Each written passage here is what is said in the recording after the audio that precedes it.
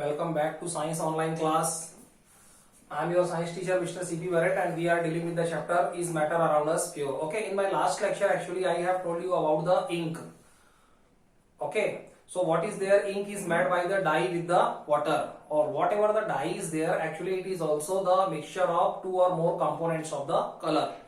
So whatever the separation technique that we have discussed, in which we have come to know that actually dye, it is a mixture of two or more colors, so that separation of the colors from the dye, that particular method, it is known as chromatography. Okay, right now we are living in the modern world, so there are so many advanced technique is going to be used in the chromatography, and it is also related to the, you can say, photography. It is going to use so many other applications are also there with the chromatography, and it is used in such particular case wherever the solute particles, it is a mixture of two or more components and that we cannot separate easily, so that chromatography method, it is going to be used to separate them. Right now, see, in the next series we are right now going to talk about the distillation, and that is a very common method that we have listened so many times. Okay, so what is the distillation and for which it is going to be used? So generally it is a method which separate the two miscible liquids.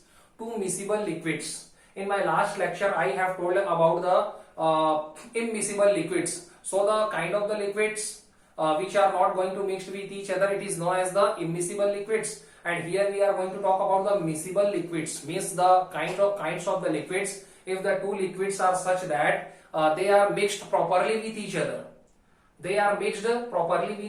So how we can separate them? Means, for example, there are so many examples like glycerin. Glycerin is totally dissolved with the water. Same like that acetone. Here I have taken the example of acetone. Acetone is a kind of the alcohol, okay, and it is properly mixed with the water. So if they are properly mixed with the water, so how we can separate them? So for that we have to discuss about the distillation method. So what is the method?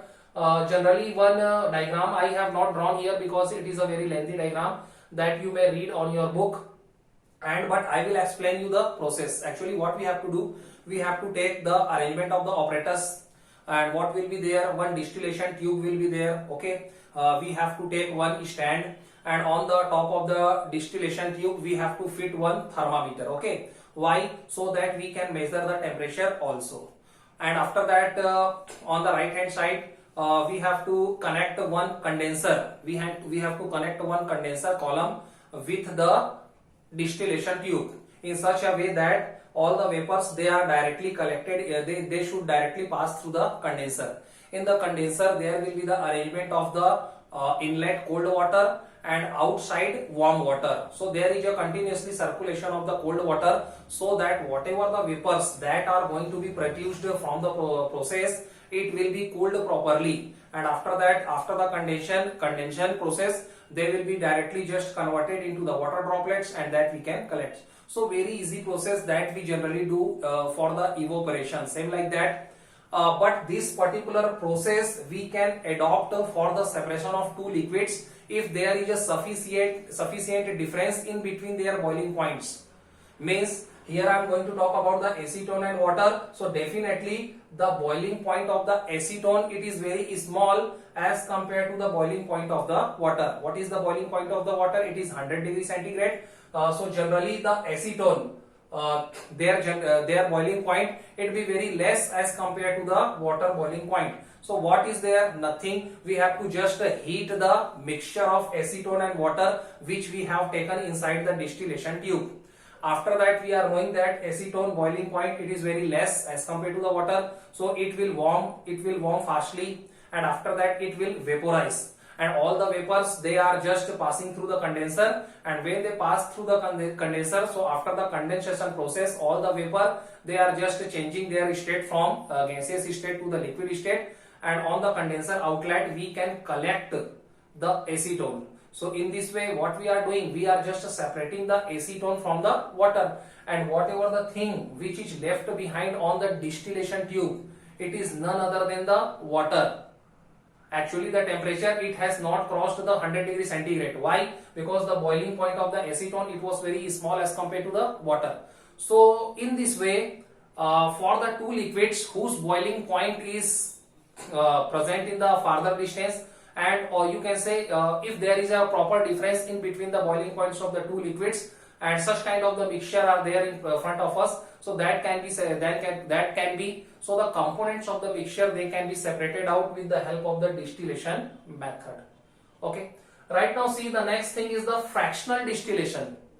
Already we have distillation, so what is the role of the fractional distillation? Why? Because it is used to separate the homogeneous mixture components. It is also used to separate the homogeneous mixture component, because the acetone and water, they both are making the homogeneous mixture. So same like that, fractional distillation, it is also the method which is used to separate the components of the homogeneous mixture, means which are completely dissolved with each other. But what is the difference in between these two? And it is used where the difference in the boiling point is less than 25 Kelvin. Again I am reading the statement for you. If the difference in between the boiling points of two components, if the difference in between the boiling points of two components, it is less than 25 Kelvin, means 25 Kelvin, it is a very small difference. So we can say in a common statement, if the difference in between the boiling points, it is very small, it is very small. So in such particular cases, distillation method will not work. Actually we have to take help of the another method, and that another method, it is known as the fractional distillation. So fractional distillation will be used for such kind of the liquids if there is a small difference in between the boiling points of the components of the mixture. Right now see, it is used for the separation of the components of air. We all are knowing that air is a homogeneous mixture of so many other gases like nitrogen, oxygen, carbon dioxide. So all the components of the air, actually it is separated out with the help of the fractional distillation method. Same like that fractional distillation we have studied in the 8th class, that some components of the petroleum product. What is the petroleum? Petroleum is a crude oil, and it is a mixture of so many components like petrol, diesel, kerosene, oil, paraffin wax, you can say LPG, liquid petroleum gas, CNG, compressed natural gas. So these all the components of the petroleum products, they may be separated out with the help of the fractional distillation. Right now see, if I have to talk about the diagram, so diagram is the little change, nothing is there. Actually the fractional distillation tube, it is a extra thing. Whatever the fractional distillation tube, it is fitted in between the distillation tube and the condenser. So whatever the old diagram was there, what is the little change here we are going to talk about? Actually one extra thing is there, that is a fractional distillation tube. And that fractional distillation tube, it is fitted in between the simple distillation tube and the condenser.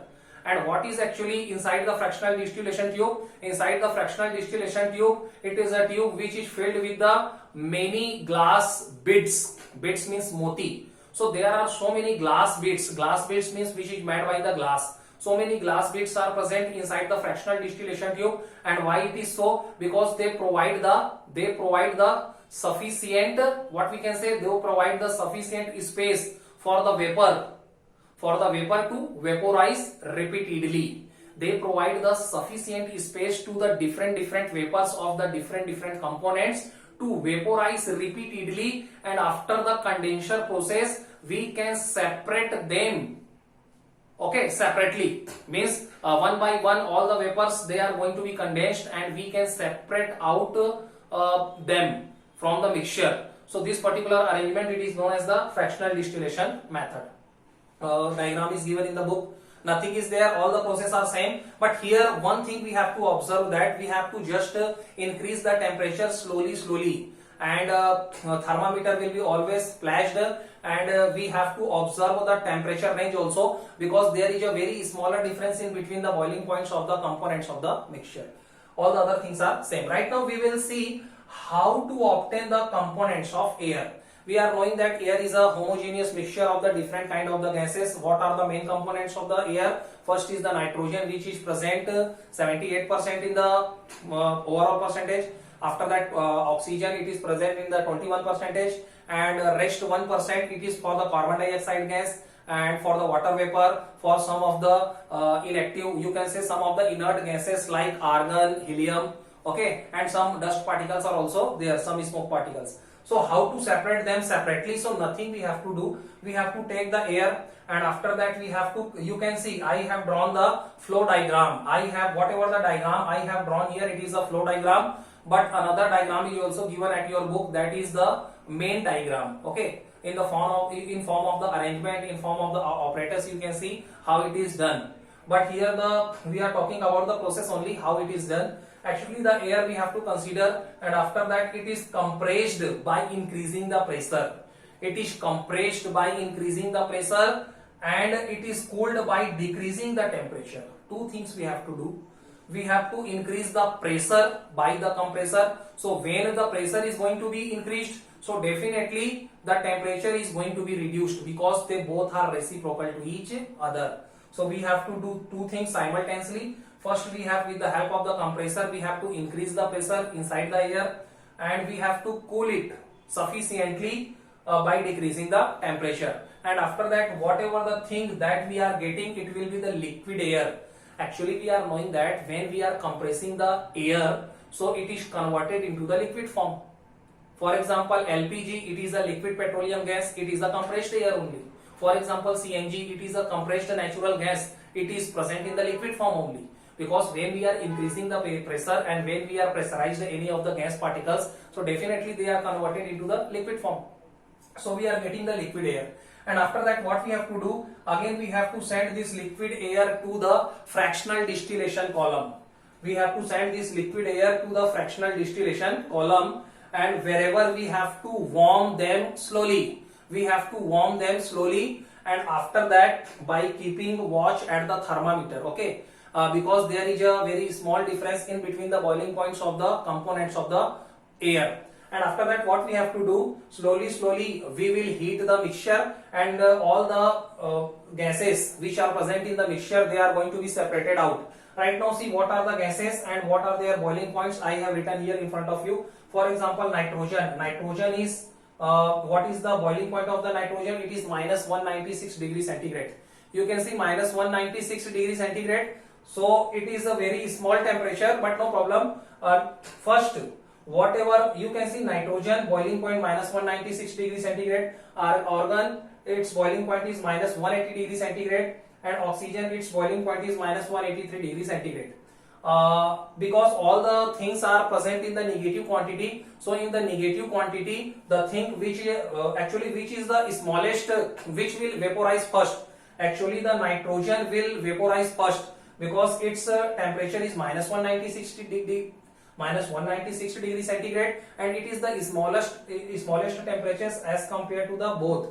So it will vaporize first, that can be condensed first, and it can be separated out. And after that, the turns will come for the organ. Boiling point is the minus 186 degrees centigrade, and it is a higher temperature as compared to the minus 196. So secondly, it will vaporize secondly, and that can be condensed, and it can be separated out. And last turn, oxygen will be separated out at minus 183 degrees centigrade, and it is the highest temperature as compared to both. So it will vaporize lastly.